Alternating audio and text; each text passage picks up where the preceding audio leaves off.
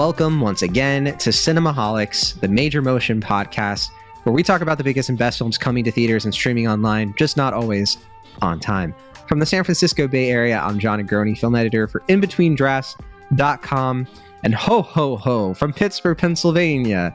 He's a freelance film writer, and he is in my mind dressed as Santa Claus because we didn't do a Christmas thing, so this is me doing that. Will Ashton. Hey John, nice to meet you. It's been that long. Will, we should explain to the listeners the biggest gap in Cinemaholics release history. I think, okay, first of all, we are reaching our 7th anniversary. And in all that time, I don't think we've ever missed more than a week. We may have only missed a week once, maybe twice, in 7 years. Yeah, it's been, I would say, maybe there's been like a week or two gap, like here and there.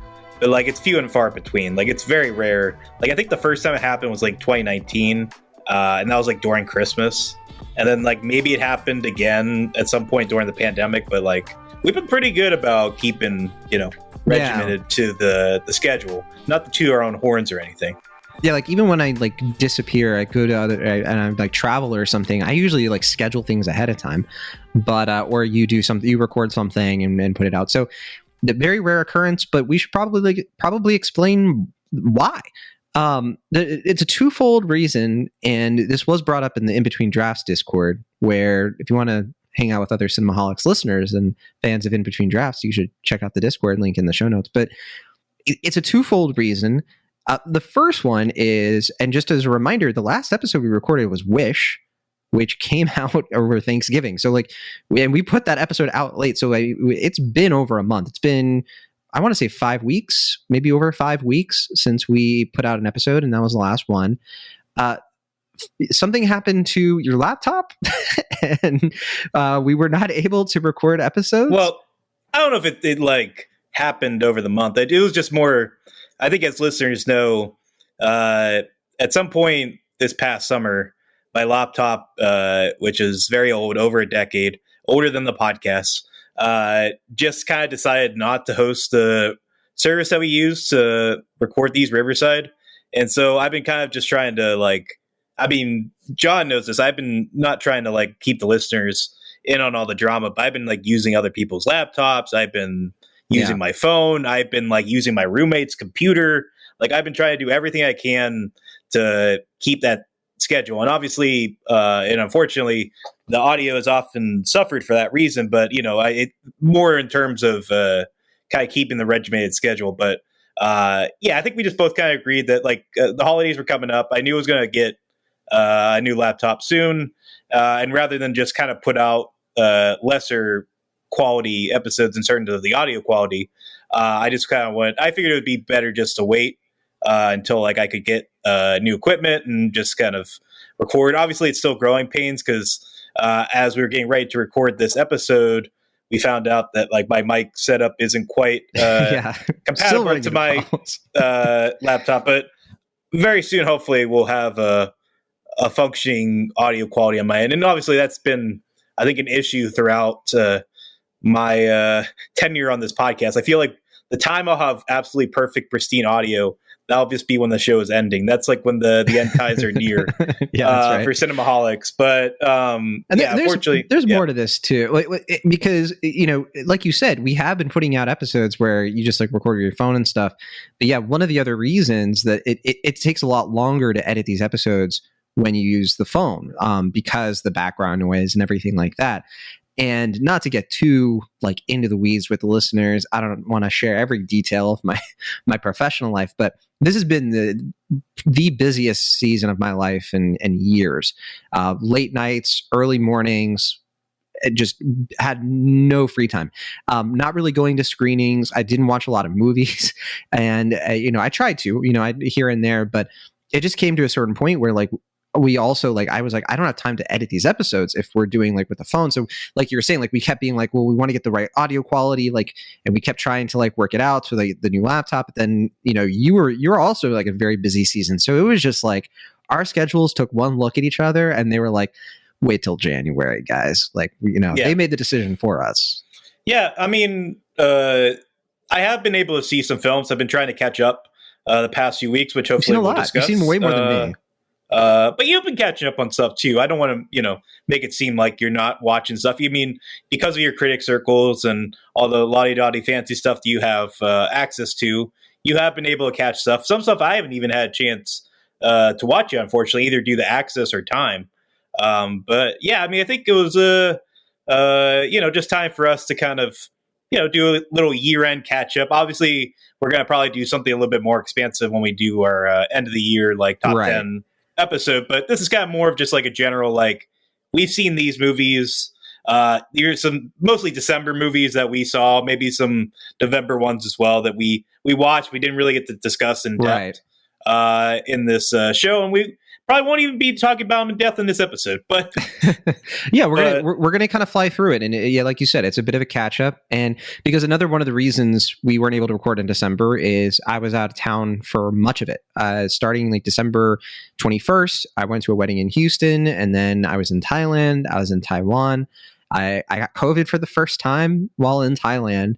And so my voice it probably sounds like a little bit hoarse. I'm still kind of recovering, and I might cough, so you might hear some stuff, but so please bear with me. But literally just flew back from Taiwan a couple days ago. So, and like you said, yeah, I managed to catch up on things and watch certain things, but I've been out of the loop. I haven't been recording a lot of podcasts. Still recording Rookie Pirate Radio, but Mad Men also had to take a break as well. So yeah, it's been a busy season, but I'm excited to do this because my idea for this that I pitched to you was like, let's just go through the list. Like, let's go down the notable releases, the things that have been coming out, and give a little bit quick of a rundown on, did we watch them? Do we have anything to say about them?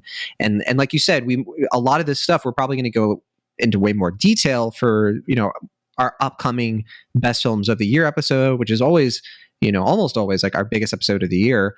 And so I'm looking forward to that. I think we'll probably do that the next week or so, because January is kind of a bit of a dead zone for releases. We might bring up a couple of things that have come out recently. I wasn't expecting that you and I were going to talk about like The Beekeeper, for example, or Night Swim or anything, but it is award season. So like that is the sort of the main focus right now for folks who want to go to the cinema and catch up. I mean, not to presume, but I kind of figured the next couple weeks after this would be like a Poor Things review and then our end of the year thing. Because I figure you've been kind of chomping at the bit to do an actual just conversation on well, I mean, that's things. The thing. I kind of want to see what happens in this episode, like see how this goes. We'll see like if we need to do a Poor Things or a Maestro or Holdovers, what have you. I mean, I'll just say up front, I haven't seen Poor Things yet, so we can't really, I can't discuss it. That's true. That's why I wanted to. When do you see Poor Things? Hopefully soon. I'm reading the book actually right now. And I was going to finish the book and then watch the movie. So probably sometime in the next week.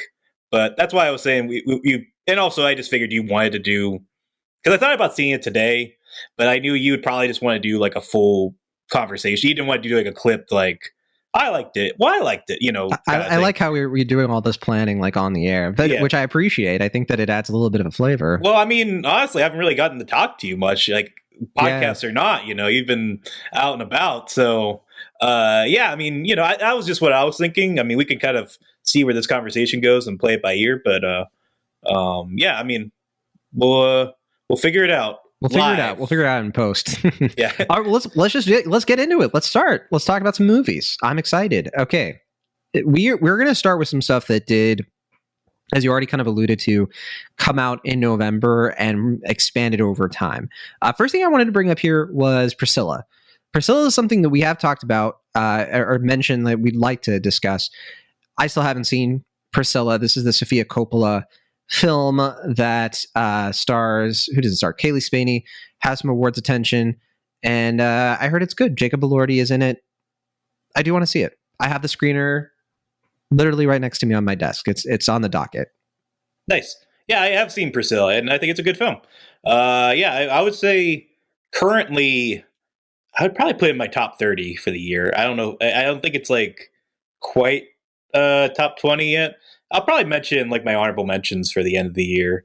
I think it's just Sofia Coppola doing what she does best. It's like very, soft, but unafraid to really explore the complexities and sensitivities of femininity, and particularly this kind of really just complicated marriage and relationship between Priscilla and Elvis Presley. And I mean, I have some issues with the ending of the film, which I would be happy to discuss with you once you see it, just because I feel like it doesn't quite serve the narrative as much, because it's probably more in the interest of Priscilla, who was an executive producer on the film. And I feel like it just didn't hit quite the note I thought it needed to really stick the landing. But by and large, I think it's really accomplished, really well done. Sofia Coppola doing what she does best. It's good definitely stuff. One of those movies I'm sad that we didn't do, because I would have loved to do a whole Sofia Coppola breakdown. Because I haven't seen every single one of her movies. I've seen almost all of them, and I think the only one I haven't seen is Somewhere. Okay. But unless Somewhere is a lot better than I realize, I think she peaked with Lost in Translation, and I haven't loved any of their stuff since. But I don't think I dislike or actively dislike any of her movies. I mean, I love her first three films, and then I kind of have mixed feelings on like Bling Ring and Somewhere. I think I've enjoyed the more recent stuff with The Beguiled and On the Rocks, and now Priscilla. But I mean, I think for me those first three films are dynamite, and I think exactly. I mean, if this one's not on that level, it's I think closer than she's gotten in at least the last few years. So I definitely would recommend that one when you get a chance to check it out. Next one here I have, this also opened in November, expanded a little bit more. All Dirt Road's Taste of Salt. This is Barry Jenkins produced, and I think it's a debut from, look up the director here because I forget. But yeah, this is, Raven Jackson, that's right. She's done some short films. Have you seen this one? Unfortunately not yet. I know it just got on digital, like you can rent it. It's A24? I was planning to watch it before our end of the year, because I think you're really high on it. Yeah, it's good. I think you would like it. I think you would appreciate it more than you like it. It is a poetry film, so it doesn't have a very set form or structure. Yeah, a bit more experimental. I heard tone poem was the phrase being thrown about. Yeah, vibes. And I appreciated it. I think watching it in the theater is the best way to watch it. For that reason, but still worth checking out because it's a promising debut from a promising filmmaker, and I can see why Jenkins, put his money behind it, because it definitely showcases some good performances too. Moses Ingram and Charlie McClure, among others. Next movie here, Fingernails. I got the screener for this ages ago, and I never saw it. I heard it was not great. It's funny you mentioned. Which is sad. Jesse Buckley is probably my best friend, the best friend I have who I haven't met. It's funny you mention that, because I literally just threw that on today. Like, because I saw a list on Twitter that had it in top 10. I was like, oh yeah, I forgot about that movie, because that's the guy that did. It's like Yorgos Lanthimos' former AD, I believe. This is Christos Nikou, Greek filmmaker. Yeah. Yeah, he did Apples, which I thought was a really solid debut. That was his first film. He did some shorts as well. Yeah, that was that was one of the ones I was lucky enough to see at Virtual TIFF back in 2020. And I've been really curious to see what he does next. And yeah, I'm only about I want to say 10 or 15 minutes into it so far. So really don't have Apple TV Plus? Yeah, I have a screener for it through Apple. But it's another thing that's I don't want to give away the premise because I didn't know anything about it going into it. But he's really good at exploring these sort of light sci-fi concepts, but through loneliness and alienation and the kind of pursuit of interconnectedness and love in both these films. And I don't know if this one, just based on what I've seen, is as effective as Apple's, but I'm willing to explore. It's really interesting so far. So I like that his first movie was Apple's, and then he did a movie with Apple TV. Yeah, they saw he saw his first movie was Apple's. Oh, this guy knows a thing or two about apples. An apple. Yeah. He knows his way around the fruit basket, if you know him. I mean, yeah. Right.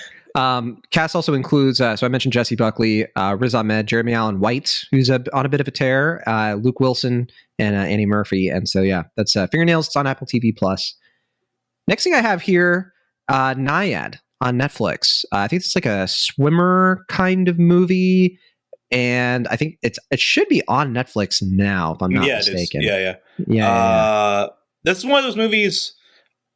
I'm assuming, just kind of based on the early Oscar buzz, it's probably going to get nominated for something, whether it's It like has like one nomination on Critics' Choice. So, and I should mention, as we record this, I'm going to be voting for Critics' Choice this literally in the next like 12 hours. I'm going to finalize everything. So, I think this had one nomination for, I want to say Annette Bening, maybe? I don't remember. Yeah, and I think Jodie Foster, who is like the co-lead, is getting like some Best Supporting Actress consideration. This is one of those movies I'm not planning to catch up on it for my end of the year list, but I'm assuming it's going to get nominated for an Oscar. And I've been, for the last couple of years, trying to catch all the movies that are nominated just because it's fun. And I need something to fulfill my life. So I'll probably watch it like in February or something. But I've heard kind of mixed things about this one. And I've heard the story is kind of in doubt. Like apparently Nyad, or the main subject, is like a prolific liar. And there's like a big article, I think, in Diana Nyad, who's like a world-class swimmer, and this is sort of like a story about like something that happened with her later in life. She did the 110-mile trek from Cuba to Florida.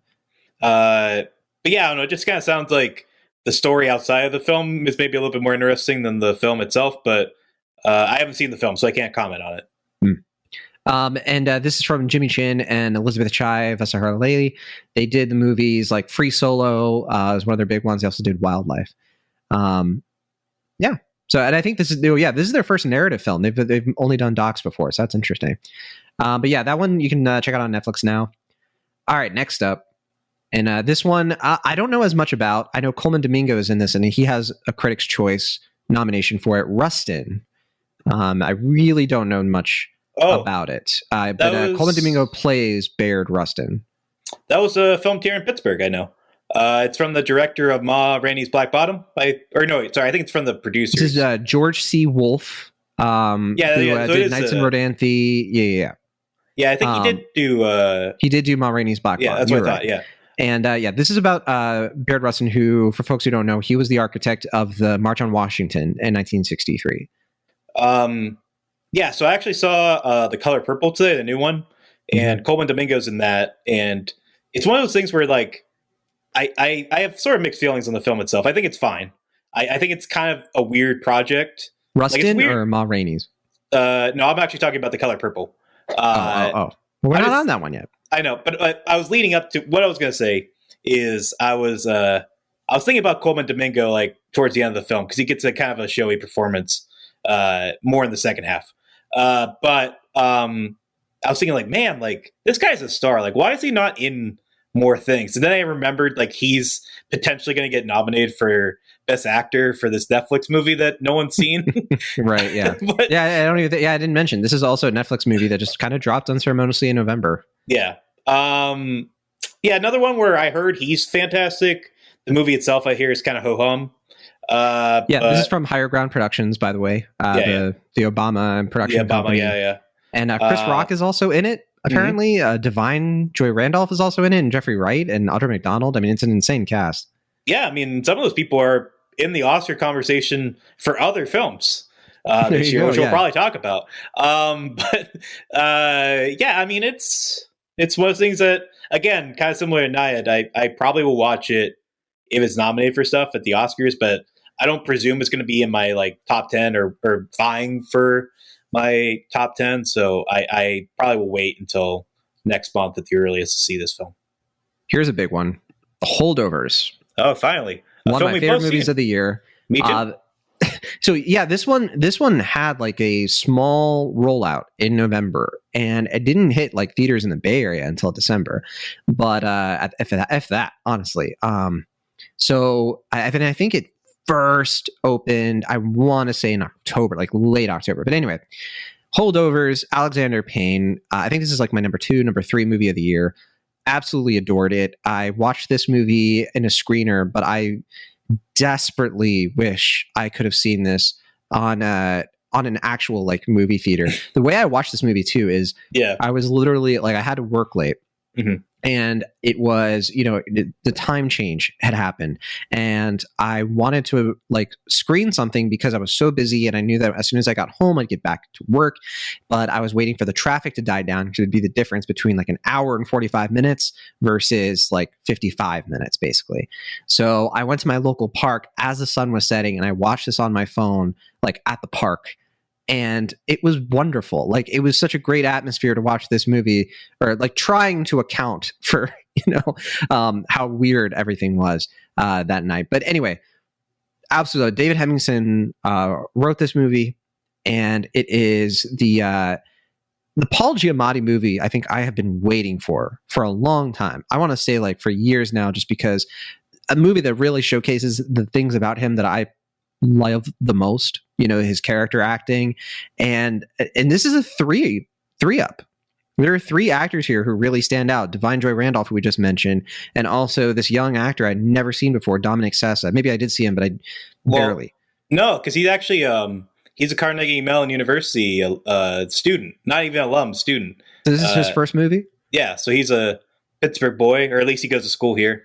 What a introduction to this young actor. Looking at movies like Election, Sideways, Descendants, Nebraska, some of the best Alexander Payne movies, this is just like, I think, cementing Payne as like one of the true greats, like one of the true modern great directors who probably doesn't get enough credit. Like, people forget, how good he is. It's that sort of movie. Well, it's interesting because like since I want to say Descendants, he's been kind of like, because there's a acidic quality, a kind of prickliness to like Sideways and Election and Citizen Ruth and About Schmidt that kind of defined his style in the 90s and 2000s.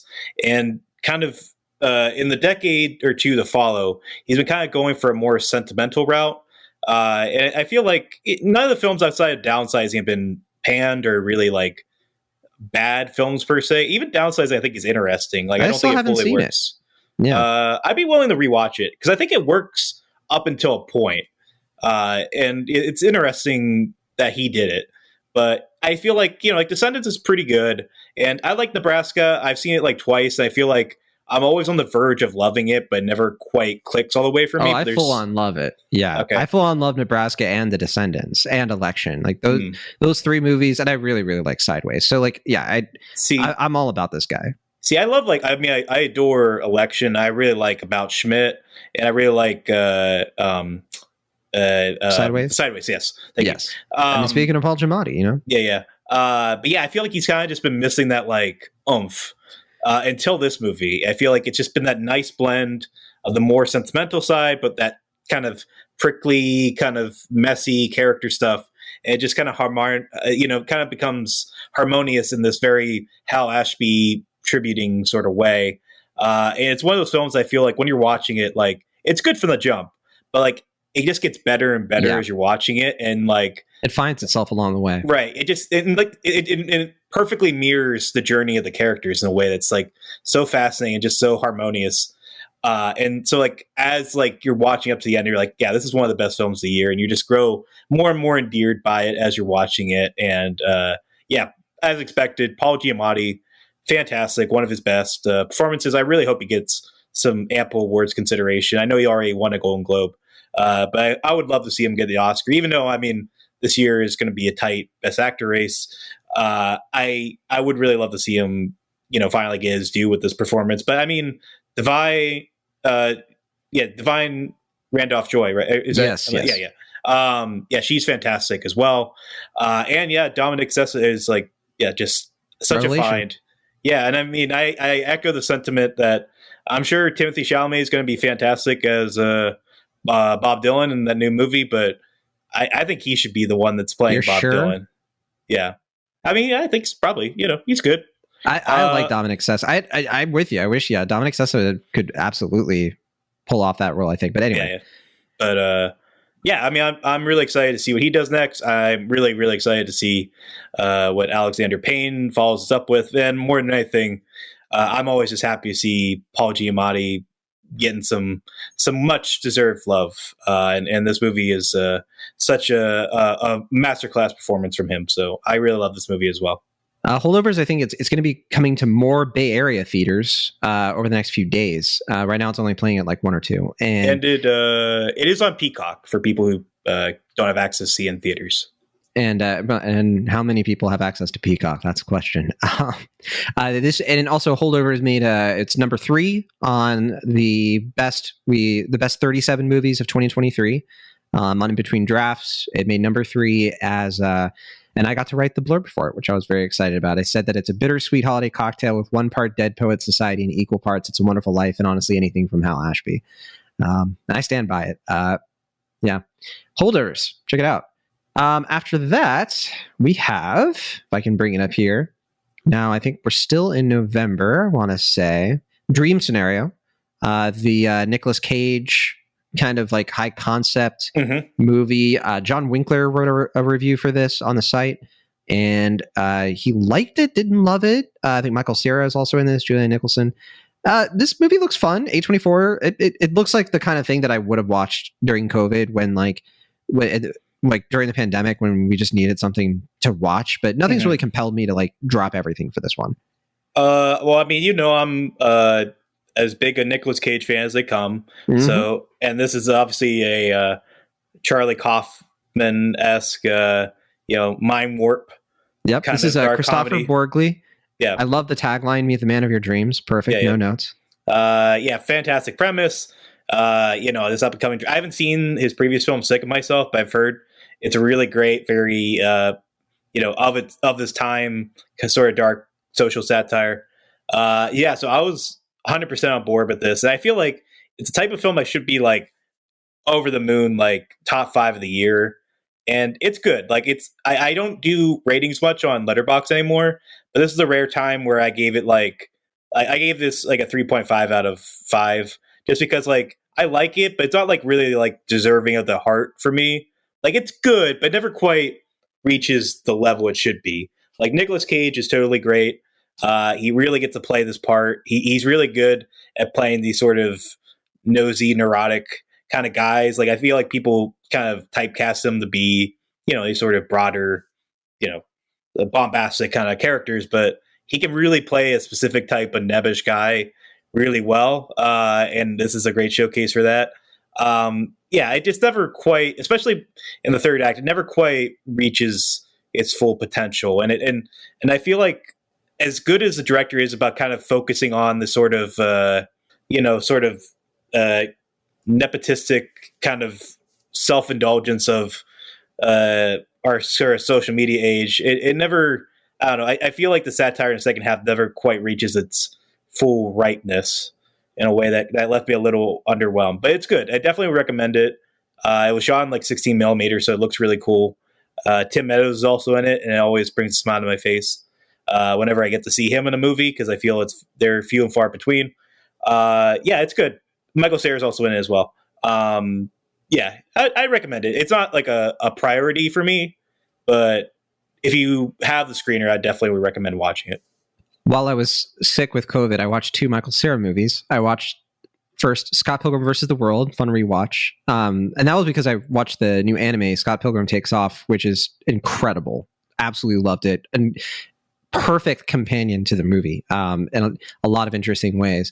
And brilliant, like what they do with the premise. So that's so different. And I also rewatched Superbad, which I think my expectations were too high. I thought it would hold up better. And it holds up fine. Okay. I don't know. But anyway, Michael Cera, I think he's a good actor. He's a good comedic actor. What he does in Superbad is very impressive. And he is a reason I would watch Dream Scenario.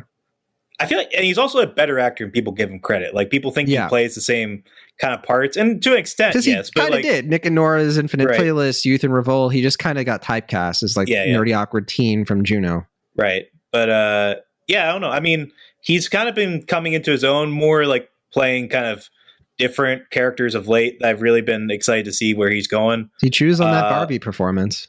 Yeah. As Alan, yeah. I mean, like I said, Dream Scenario, good movie. I enjoyed it, but for somebody who was hoping it would be like one of the best of the year, I was more like, it's kind of similar to John. Good, not great. John Winkler, I mean. Another November movie here, Perfect Days. This came out in some theaters and Perfect Days, which I've heard nothing but praise. I've heard that this is just one of the best movies of the year. Gotta see it. This is Wim Wenders. He did Land of Plenty, $1 Million Hotel, Paris, Texas, Hammett, The American Friend, Palermo Shooting. I mean, so many things. And I want to see it. I don't know anything about it. I know that Koji Yakusho is, one of the highlights. Like, so somebody that this is a Neon movie too. He's like the actor who has the most buzz right now. Yeah, I love this movie. I got to see it at the Three Rivers Film Festival. You told me to prioritize it. Yes, I think it's one of the year's best films. If anything, I think it's kind of getting overlooked. I think it's in the conversation for like best international feature at the Oscars, but like I haven't really seen it on too many end of the year list. But yeah, Critics' I think it's Choice has it for a couple things. I think at least one thing. I think it's a really beautiful lyrical film. I really think that if there was more justice in the world, that the performance would be getting more awards consideration. It's such a like haunting but also life affirming film that it's just really delicate, really sweet, but never chagrin or too cutesy about it. It just really captures a sense of loneliness and desire and specificity and routine, but in a way that is always kind of captivating and always moving. I really like this movie a lot. I hope you like it too. I'm hoping it gets a bigger response in this new year because I was really moved by it, and it's one of my favorites for the year so far. It's a little hard to watch at the moment. It's only playing in theaters and not a lot of them. There's no way to stream or rent it yet, but yeah, I hope you're right. And this is a Cannes film, so it has the buzz, but yeah, we'll see what happens with it as time moves forward, marches on. All right, next thing here, let's take a look at this one. Next Goal Wins. I feel like that deserves a sentence. That's me giving a big old thumbs down. This movie stinks. That's Taika Waititi and Michael Fassbender.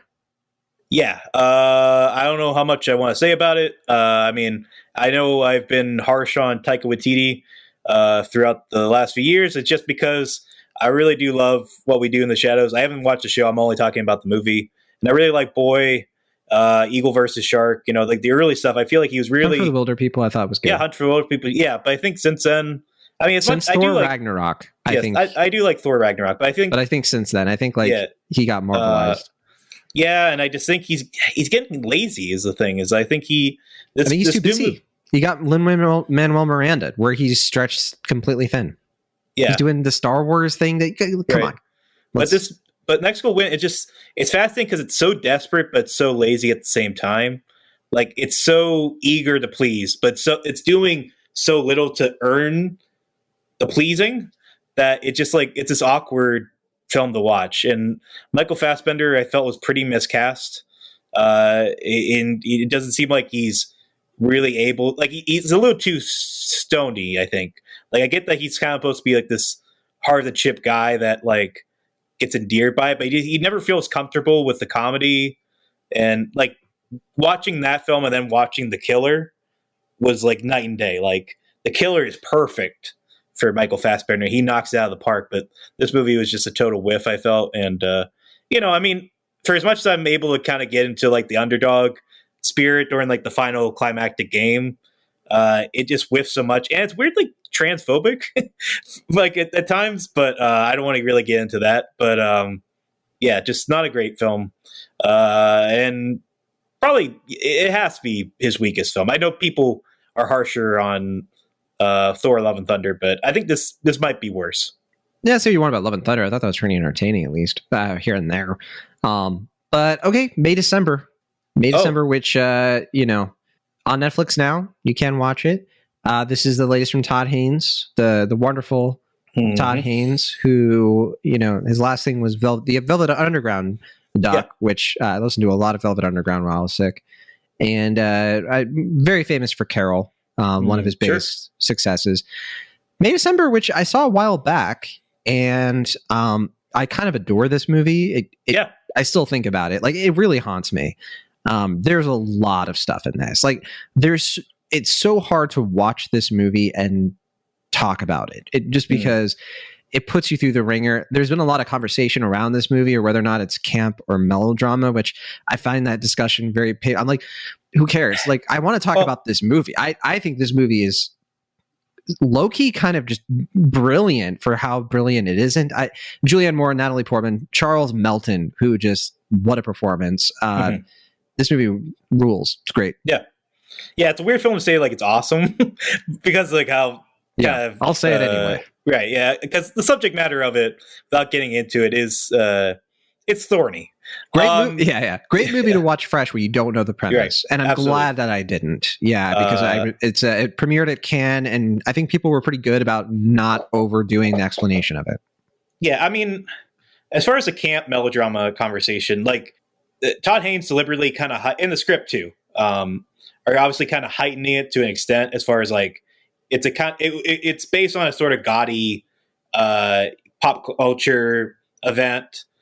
A fictional one, but inspired by a real story. That, you know, because their lives became so heightened, so like sensationalized, the film kind of mirrors that like kind of extravagance that comes from that, and the fact that one of the main characters is like an actress, and she sort of sees things in a sort of theatrical way.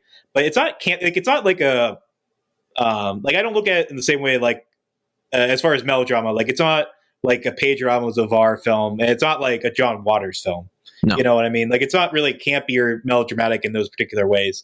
It's a lot more subdued than I think people are giving credit. And I think the reason people are throwing those definitions around is because they don't really want to sit with what this film is saying. I think I don't want to. Well, I think part of it is people are trying to put it in a box. It's very unique. It has a very specific tone that Haynes himself hasn't employed that often. Right. And so it's hard to kind of put words to it, and people just want to label things, which is fine. Right. We'll figure it out. But it's not any one thing, which is part of the struggle with it. And I think that it's besides the point. Like, I think rather than try to like figure out the perfect label, I just think that it is just a very as you said, subdued and kind of bonkers movie and bonkers drama. I'm definitely more melodrama than anything else with it. Yeah. One of my favorite Natalie Portman performances easily since Black Swan. And overall, I think this is Portman at her best. I mean, this is Portman who I think she's always at her best when she lets herself be unlikable, because I think she enjoys it. Yeah. You know which movie she gets to be unlikable in? That's really good that you don't like? Fox Lux. Whatever. It's their best performance in Fox Lux. I'm going to say she goes beyond unlikable in that one, and that one's more she's insufferable. But this one she's not. This one I think that she is unlikable in a very fascinating and kind of like relatable / unrelatable way.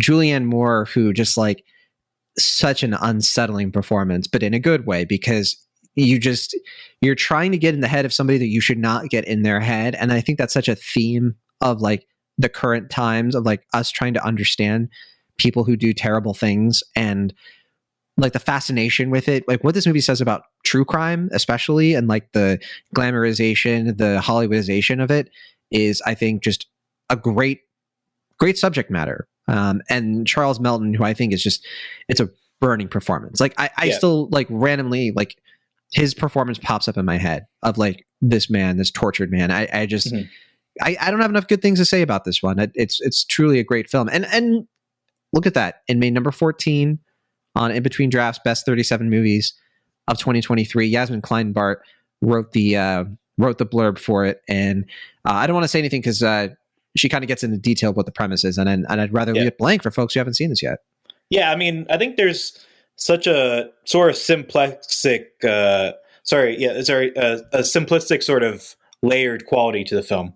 Like it seems simple on the surface, but the more you uncrack it, it just gets more enriched and deep and kind of profound. And for, like the films that we've gotten in, the Me Too or post Me Too era that have sort of tried to tackle similar things like Bombshell, and I haven't seen it, but I know like She Said also came out, which serve a purpose, but they feel maybe a little bit more like self-congratulatory about what they're doing. This movie feels like it's tackling it in a way that doesn't sacrifice the entertainment value, but it really approaches it in a way that's thoughtful and complex and, like I said, thorny and, deep and troubled and heartbreaking, but like really just gets into it in a way that feels very human, but also recognizes the sort of bombast of it all. To use a word I've used already, but I think it's such a deep and worthwhile film for people to watch. And I mean, for all the sensationalism that people have kind of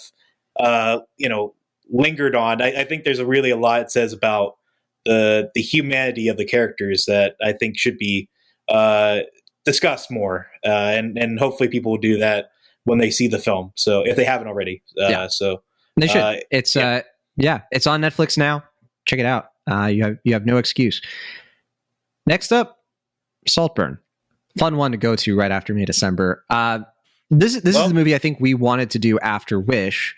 One of the ones we wanted to do after Wish, but it didn't work out. And I'm bummed because I think this is one that we could easily spend a solid 30, 40 minutes on. We will not. Would we? I really don't. I don't know. I really don't feel like I have that much to say about it. That's surprising to me. Like, this movie's a lot. Is it though? I get what you're saying. In one sense, no. This is Emerald Fennell, director of Promising Young Woman, and I think Emerald Fennell also a promising young director. Just in the sense that her work with Promising Young Woman got her a lot of buzz, a lot of acclaim, and I think that her TV show, what was it called? I'm blanking on the name. Killing Eve. Yeah. Also really widely celebrated. I think Fennell is just somebody who, one of the ones to watch and everything. We both had issues with Promising Young Woman, excuse me. And I think like our issues with that movie, we were talking about this with Mike Overholtz, our co-host on Mad Men. He loved this movie. I don't know if I should say loved or just really, really liked it. But he's a much bigger fan than us. And you and I kind of united in stunning fashion. This doesn't happen often. We don't usually agree when Mike disagrees, but we both united against him on this one. And big thing from both of us was just the ending doesn't really work. And that it just shows, I think, Fennell has an issue with ending her movies, and I think that she's not great at twists at all. I think that it's one of those things where I would have talked 30, 40 minutes about it because I want to talk about Barry Keoghan and Jacob Elordi a lot. And also I think that like unpacking what went wrong with this movie, I think is fascinating because look at it on paper and you bullet point this thing. This is a John and Will movie. This is a John and Will movie for the ages. Barry Keoghan, check, the kind of movie that just kind of like allows itself to kind of go for it in so many different ways. I mean, some of the things that we could point out here that happen, it's not poor things, but it definitely is like approximating a vibe that I want at the movie theater, which is, if you're going to gross me out, do it in a way that has me kind of, I don't know, grossing me out in like multiple layers, like not just in like one sort of like, oh yeah, visually that's gross, but other sort of aspects to it. But you don't think we would talk about this for 30, 40?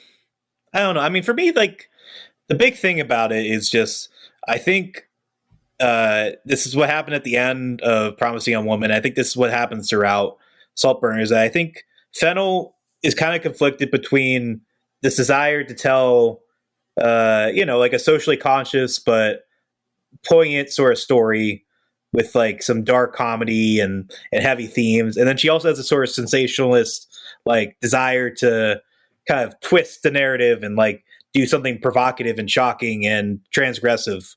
And I think the end of Promising Young Woman, I don't want to spoil it, but like I think it makes a decision that goes against what was really working with the first 2/3 of the film.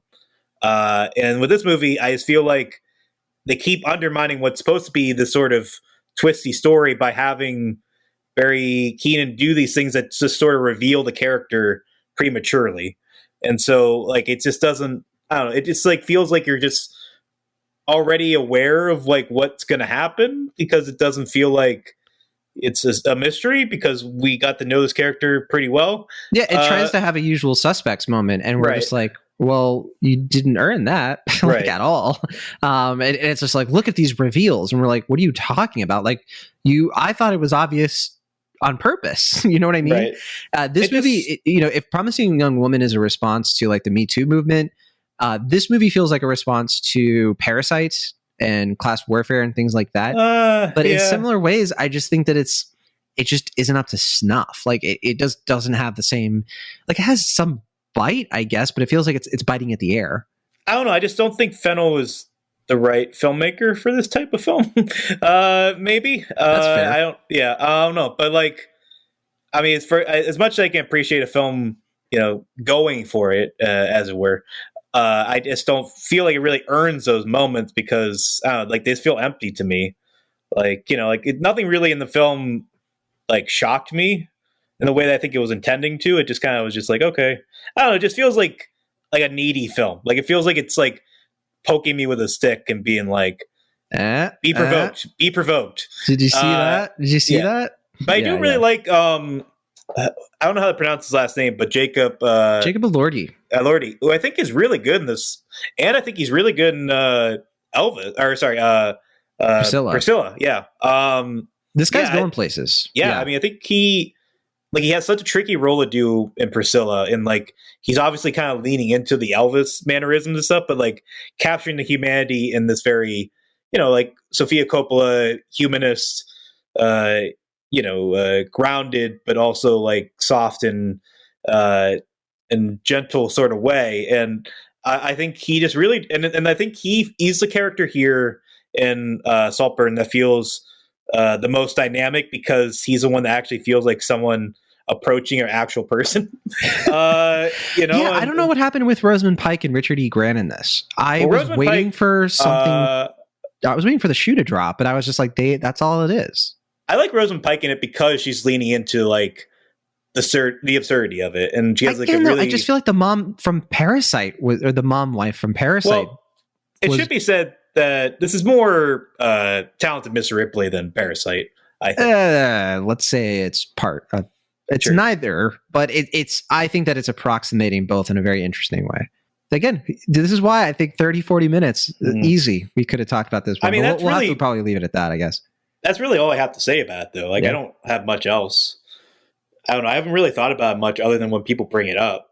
Same here. So yeah, we're not the biggest Saltburn fans, but I'm not going to say it's a terrible movie or anything. Just I think more than anything, it's disappointing. Yeah, it's okay. Leo on Netflix, the Lizard Adam Sandler movie. You got a sentence for that one? My sentence is I have not seen it. Neither have I, but it did come out. Napoleon. Haven't seen Napoleon. That was the one that I think we were thinking of maybe talking about instead of Wish. Like that was kind of coming out around the same time, or it was being screened, and I missed my screening for it. I forget exactly why. I think I saw Marvels instead. I saw Marvels instead of that. Napoleon and Maestro, I think, were playing the same night. And gotta say, I still haven't seen Napoleon.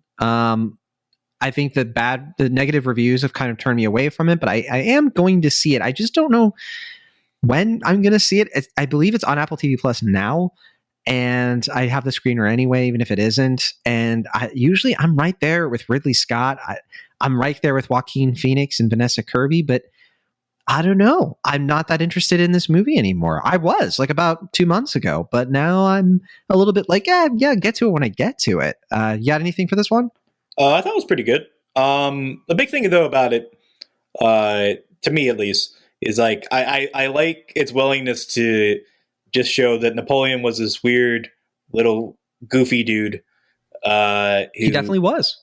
Had this very odd relationship with his wife.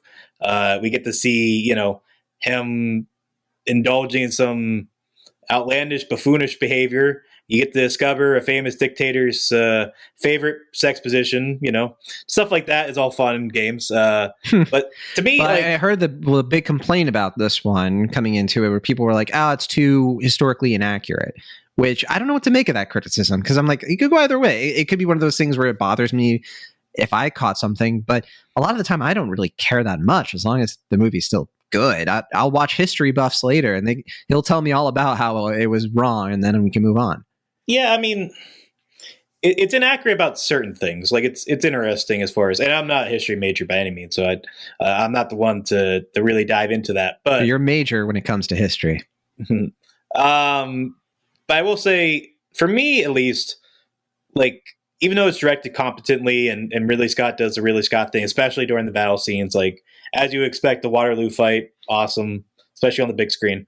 Yeah. I watched it in IMAX or Does Limax. it stand up though to Kubrick? I mean, that's the thing. Well, that's the thing, right? Is that, like, all these great filmmakers have tried to do this story, and like I don't know what the Kubrick version is, but it would have been something profound. I mean, one of the great war movies of all time. I mean, we probably already got it to an extent with Barry Lyndon, but like, it would have been something really, deep and massive and huge. But I feel like with this movie, I just get the vibe that Ridley Scott made it because he's Ridley Scott and he should be making it. Like, you know what I mean? Like, it's not like, oh, I had this deep invested interest to explore the complicated story that is the life and death of Napoleon. It just kind of felt like, yeah, I mean, this is what I'm supposed to do. Like, I'm Ridley Scott. It's expected I would just do a film like this. And I mean, solid, pretty good, like a solid, like 3 out of 5 kind of film. Like, I enjoyed it. I was glad I saw it. Have not really, similar to Saltburn, really thought about it all that much. It's a very pretty good film. And Joaquin does good job, has fun, does his thing. Doesn't stand out as one of his best or, most lasting performances, but yeah. I think for the Oscars at most, it might get stuff for technicals, and I think for Critics' Choice it got 1 or 2 in that respect. And I think this is the kind of year where that benefits this kind of movie, because we didn't get a lot of movies with huge technicals. But I mean, Oppenheimer is going to kind of sweep in those respects, so it's not like it would win anything. But that and like Killers of the Flower Moon, I think. Killers of the Flower Moon for sure. I mean, Barbie will probably be the biggest contender for production design, things like that. So yeah, it's out there. Napoleon, you can watch it. Next up, we have Good Burger 2 on Paramount Plus. I'm a dude, you're a dude, we're all dudes. Will Ashton, did you see this? I did. I didn't expect us to talk about it, but you like stood up straight in your chair. You're like, whoa, I'm not ready yet. I heard this movie is terrible, but worth watching if you want to watch a bad movie and you like how bad the first one is, and it's one of those things. Have fun. Yeah, I've talked about it a decent bit with our friend Corey Woodruff, who is a massive fan of the original and enjoyed this one.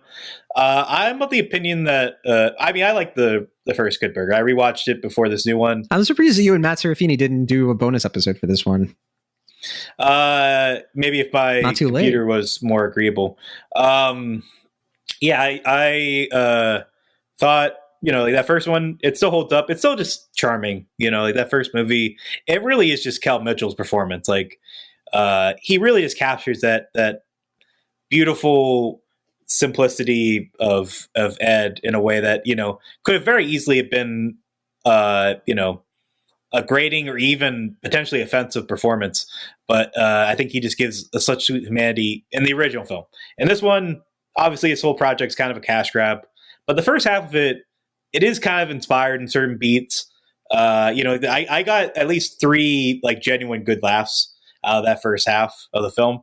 That's the most surprising thing I've heard yet on this entire thing. Yeah, there's one joke involving like a cameo, like a character from the previous film, explaining like where he's been and how he gets into this film that is really funny. But once you kind of actually get into like the plot of it in the second half, it's terrible. Like, it's really bad in the second half. And like all the obvious grading, like callbacky, like, just generic sort of ways. And, for as much as it is a joy to see Kel Mitchell again, because he hasn't really done much since the original Good Burger movie. And as nice as it is to see Kel and Keenan and Kel back together again, their chemistry isn't enough to really salvage a fairly ho-hum, unnecessary sequel. So, yeah. We're almost out of time. I propose we do a part 2, and we finish up with a couple more, and then sure, yeah, because I don't want we haven't even gotten to December yet, and I think that there are some from December that I want to spend more time on, but we can do a part 2. Why not? Yeah, let's do one. Technology. Let's just do one real quick, like something that something that you can just do real quick and just get it out. And I do have one more from November, and that is one that I just watched, Maestro. Maestro hit theaters technically in November, expanded way more in December. So more people have seen it. It's on Netflix now. Maestro, which my understanding is, and you can correct me if I'm getting this wrong, is the Oscar villain this year. This is Bradley Cooper's big, like, give me an Oscar already kind of thing. And people are kind of looking at it through that lens and being like, it's not that great. Bradley Cooper needs to go back to making fun movies, yada, yada. He plays Leonard Bernstein. This is the Leonard Bernstein movie that people have been wanting for a long time. Fascinating career, fascinating composer, fascinating life. And this is Bradley Cooper directed this. And I think he cares more about getting a Best Director nomination and win than actors, my guess, based on what I know of this man. He's not going to get it. A Star is Born was the last one that he did, and I think it is much better than this movie. Maestro, look, I don't dislike this movie. I think it's fine. I think I'm with it kind of how you are with Napoleon. It entertained me in certain parts. Carey Mulligan plays Felicia I can't say her name. Felicia Montalegre Cohn Bernstein, who was the wife of Leonard Bernstein. And here's the thing. Too long. Not enough Matt Bomer and Maya Hawke. Almost not enough Sarah Silverman, but I think we just get enough without it being grating.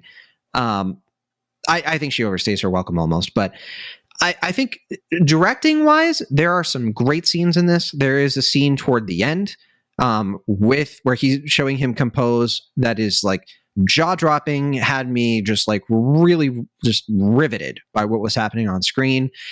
But a lot of this movie, I'm a bit like, okay, we're moving on to the next scene. Oh, that's not that surprising. Like, I didn't know a ton about Leonard Bernstein. I knew more of the man's Wikipedia than I did of like his personal struggles and his relationships.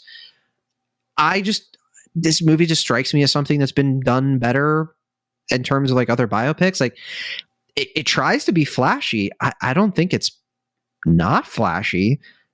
I'm not sure what the issue was here, 100%. I like the movie. I'm definitely a bigger fan of A Star is Born, which is like one of my favorite films of 2018. I think for me, as you were sort of alluding to or even saying, I think this is a better showcase for Bradley Cooper, the director, than Bradley Cooper, the actor. Not to say anything bad about his performance. I think he's good, but it is very like Oscar-y. Like, it's a big performance. And, you know, I think he's a lot better and a lot more settled in the older segments than in like the black and white, like much younger better segments where he's like, golly gee, I'm Leonard Bernstein. And I'm young. Yeah. I'm just 30 something. Right. You know? Yeah, sure you are. And Carey Mulligan's good. I will push back. I think Sarah Silverman's actually kind of bad in this film, but she's a pretty small part of it. I think Maya Hawke is good. And Matt Bomer is fine. I don't really have much of an opinion on his performance. But yeah, I think there's, especially in the second half, there's some really just exceptional scenes in this film. And there's like a fight involving a Thanksgiving Day parade that is outstanding. I love one that. Of the best, yes, that's one of the best punchlines I can think of this year. Yeah, it is very good. It's very good. I think there's really, I mean, without getting into like the nitty gritty of the plot, I think really when you like see more of the like complicated relationship and sort of emotional toll of this marriage, I think it really shows like Bradley Cooper's a really good director, and I think he has some really good stuff. I really want to see where he goes next. I think he sort of fancies himself like a modern day like Warren Beatty kind of guy. And I think the reason he's become sort of the villain is that he's just extremely earnest and really just wants this award. But like, that's Hollywood. I don't know. I mean, yeah, I mean, I'm not down on the guy myself. Yeah. I think that sometimes people are a little bit like, you want something? Get out of here. It's like, yeah, I mean, he has a goal. I mean, you know, one of the biggest crimes you can be on the internet is earnest and it's sincere. But there's an importance to being earnest. Yeah. But I think one of Bernstein's kids said it best, where it's like they watched the film and I'm paraphrasing, but they said, I watched the film and I don't know if I really learned a lot about my family or my father. I feel like I learned a lot about Bradley Cooper. And I think that's that's perfect. Yeah, that's exactly how I feel. I'm with you where I think the second half is better. Because honestly, like I was getting to the point in the first half where I was like, this is, you know, I'm getting to the point where I think that it's going to be hard for me to finish this. But no, I mean, by the time we get to like the last like 50 minutes, I just wish it didn't take so long to get there. I think my fundamental issue with this movie is I don't feel the passage of time. I feel like it's a series of vignettes that are a little bit poorly constructed. And I think, it gets better as it goes. And so that's a nice thing to say about it. I mean, I do like that it skews the sort of conventional, like, Wikipedia-ness of most biopics where it's like, and then this happens, and then this happens, and they meet this guy, and West Side Story is a thing. It goes for a more sort of... I do appreciate that, artful approach. Like you said, a little asynchronistic stylistically, but... And some of the editing choices, like, early on, I did appreciate. They got me through it. Just like little things of like, he was like, you know what? Last Night in Soho had some good ideas. Like, let's go from there. I think the trouble, at least for me, is that, as you're kind of alluding to, I don't think the life story of Leonard Bernstein is like as well known to kind of maybe earn that approach, like in a way that, like, if this was like, I don't know, the life story of Abraham Lincoln or something, and it's like everyone knows like the main bullet points here, so you can do something a little bit different or whatever. I think maybe Bernstein doesn't really have the luxury of that kind of life story, is because, at least for people like me and maybe you, he's maybe a little bit more of an anomaly outside of his career. But yeah, I still think it works. Like, I feel like I get the broad strokes of it, even if I don't know everything. Like, I don't walk away like one of his kids saying, like, having a full understanding of his life and his objective. I think 100% Bradley Cooper made the film he wanted to make, and I think he pulls it off. And I think it's really fascinating what he's saying, especially if this is a fairly autobiographical film, which I have no idea if it is or not. But yeah, I think it's definitely worth exploring. I think as far as Oscar villains go, I mean, I don't know if it deserves any Oscars per se, but like, I really do want to see Bradley Cooper direct more, because I think he's really outstanding and really confident. I'm with you there. Yeah.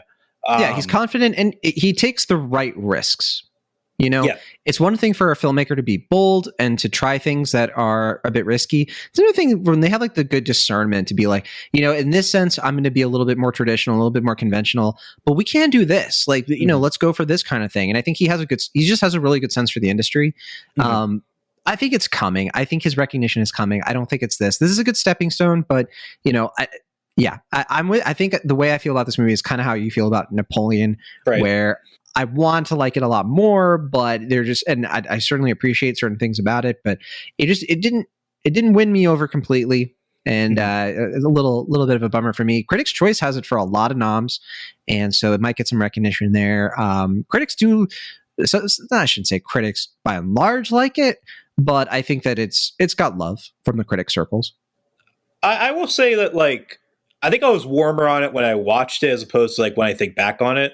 Like, in the moment, I felt like I was really like swept into it, and I saw it in theaters, so like I just kind of got the whole thing, and like coming out of the theater, I was like, whoa, like what a movie, But like afterwards, I've kind of been like, yeah, I'm a little softer on it. Like, yeah, it's got its problems. Like, obviously, it's flawed, but I like it. I still think it's a good film, even if it's not like, I don't know if it'll be like in my end of the year honorable mentions or anything, but I enjoyed it. I think it's a good film. I don't think it's crowd pleasing enough probably for extra Oscar attention, but yeah, I certainly appreciate it. And so that's a good place to end it there. For part 2, I mean, we have plenty more to get to. I mean, we have, just as a little bit of a teaser, we have things like Poor Things. We have Wonka, Godzilla -1. This might be good because there are a couple of these movies I still haven't even seen. Maybe we can get to them. Boy and the Heron, I think we can talk about American Fiction, and Iron Claw. Yeah. This is a good place to kind of pause. Yeah. And, there you go. But this was fun. Yeah. I feel like this was productive. Yeah, I had more fun than I expected, which is, I was already expecting to have a good bit of fun. So there we go. All right. Well, we'll be back soon. We'll try to do this one a little bit quick, this next one, and because we do have other stuff to get to in January. Yeah. Thanks so much for listening. Happy to be back. From Internet California, I'm John Negroni. And for the Internet Pennsylvania, I'm Will Ashton.